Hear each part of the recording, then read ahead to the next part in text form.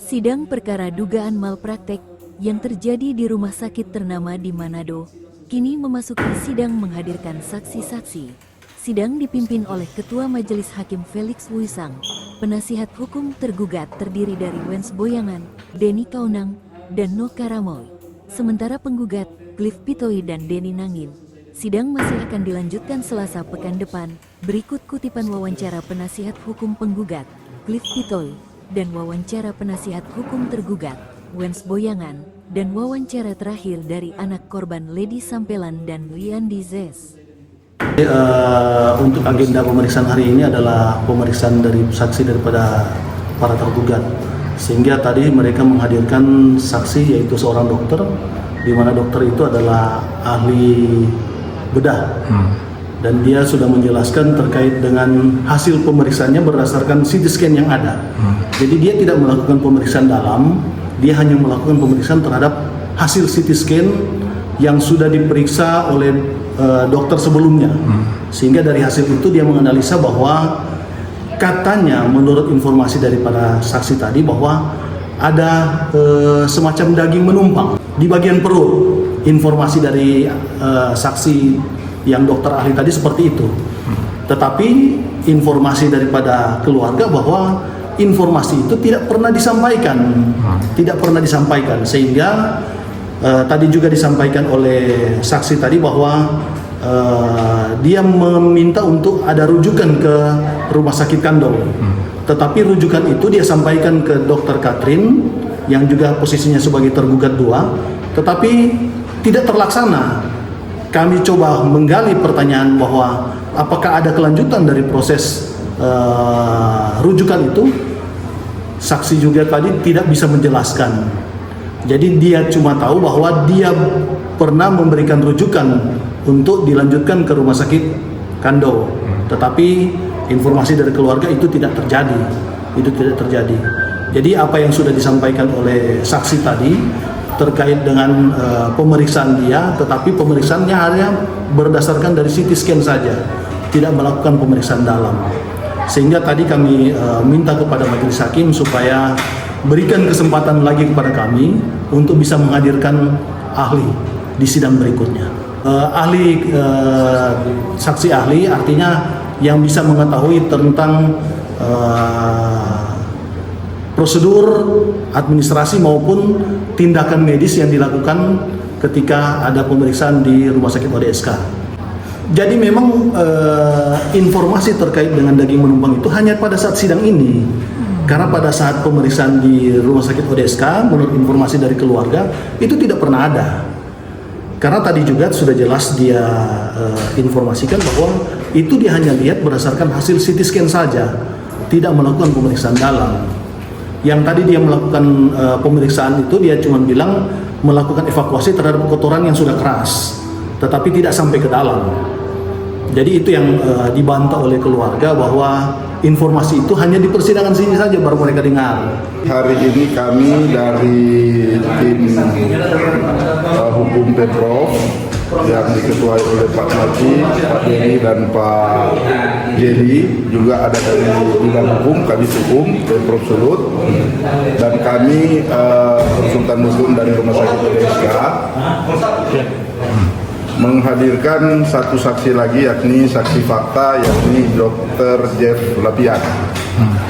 Beliau adalah dokter spesialis bedah yang pada waktu penanganan pasien itu membaca hasil CT scan pasien itu yang sudah pernah diperiksa pada tahun Oktober 2023 silam.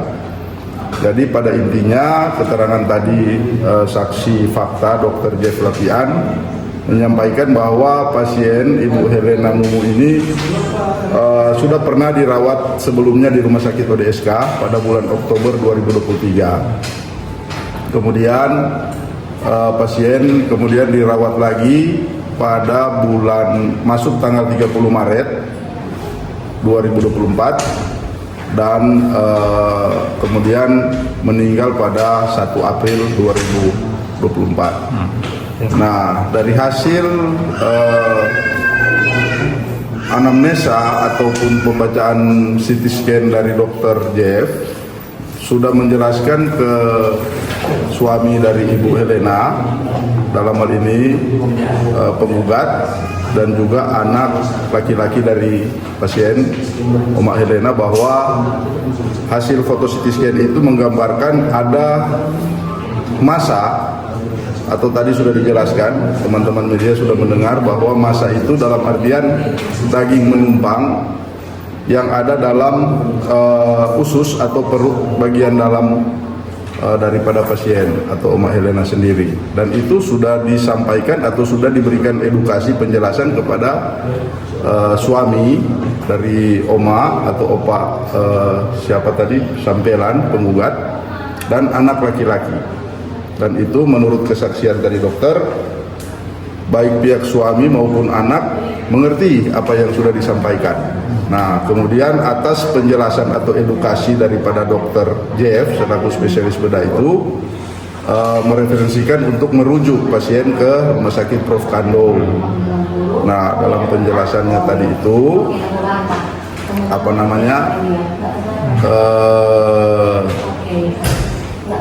dalam proses perujukan itulah kemudian almarhumah menghembuskan nafas. Nah, karena penjelasan dari dokter, pihak Rumah Sakit Prof. Kando prosedurnya harus menerima dulu permohonan untuk rujuk dari Rumah Sakit ODSK. Saya anak dari almarhum Yoko Helena Meskamumu,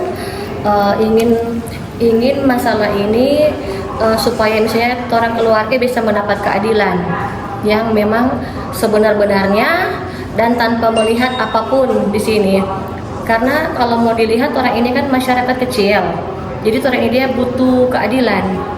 Jadi orang minta kepada majelis hakim untuk bertindak secara tegas. Siapa yang bersalah itu harus dihukum. Dan juga dari keterangan dokter saksi tadi, seperti Pak pengacara bilang tadi, kalau misalnya mereka mengatakan ada daging menumpang ke perut almarhum ibu, bahwa itu dia tidak benar. Kalau mami saya masuk ke rumah sakit itu masih dalam keadaan sadar, masih berbicara dan bisa makan, bisa minum, bukan dalam keadaan parah. Jadi setelah masuk rumah sakit bukannya sembuh, malah meninggal. Pada saat mau di rumah sakit, mami cuma keluhan sakit perut biasa, karena waktu itu dia tidak BAB selama beberapa hari. Setelah bawa di rumah sakit, masuk di IGD, mami sudah BAB. Jadi cuma keluhan sakit perut aja biasa, dan cuma tidak BAB beberapa hari. Tapi setelah di IGD, mami sudah BAB, no. Jadi tidak ada yang parah, mami sakit tidak parah. Jadi sebelumnya sakit yang sama pada 6 bulan sebelumnya, sakit yang sama mami sembuh. Nah, tapi dokter dan obat yang berbeda dengan yang tahun ini ya, yang April 2024 berbeda dengan yang tahun 6 bulan kemudian. Akhirnya meninggal. Saya selaku suami dari anak korban menambahkan bahwa keadilan ini kan hanya ada di pengadilan. Jadi masyarakat ini berharap bahwa keadilan itu adalah jalan yang terakhir, itu di pengadilan.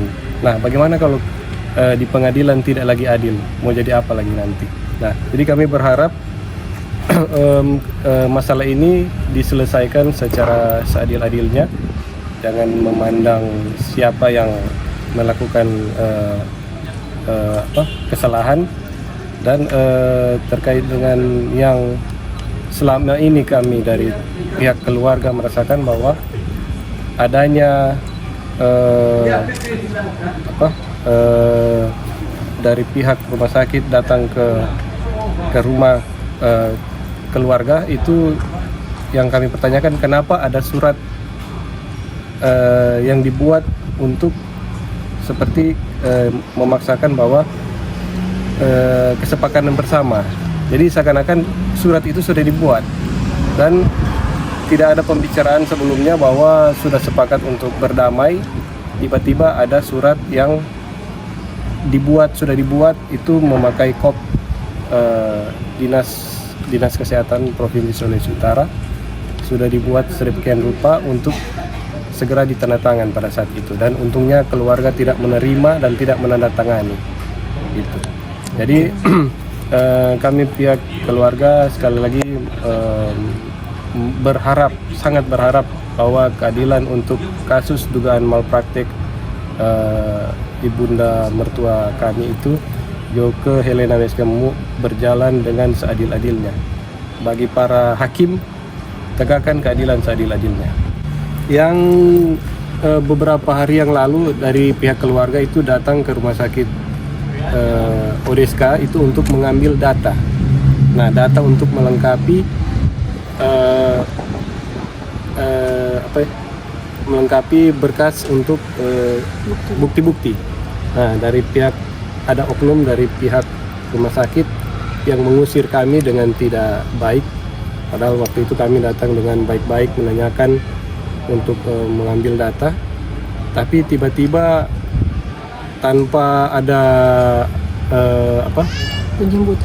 penyambutan yang baik dari oknum ini, langsung dia datang lihat di ruangan, langsung bilang jangan coba-coba kasih data ke mereka. Jadi ada oknum itu yang bernama Kepala Bidang Keperawatan ya, dia mengusir kami dengan tidak baik. Di situ juga ada salah satu wartawan yang diusir, jadi sama-sama tuh orang diusir. Jadi dibilang ke security, yang si oknum ini bilang, security atasi, kami tidak membuat keributan. Sampai wartawan juga diusir. Wartawan juga diusir di situ, karena memang ada wartawan di situ.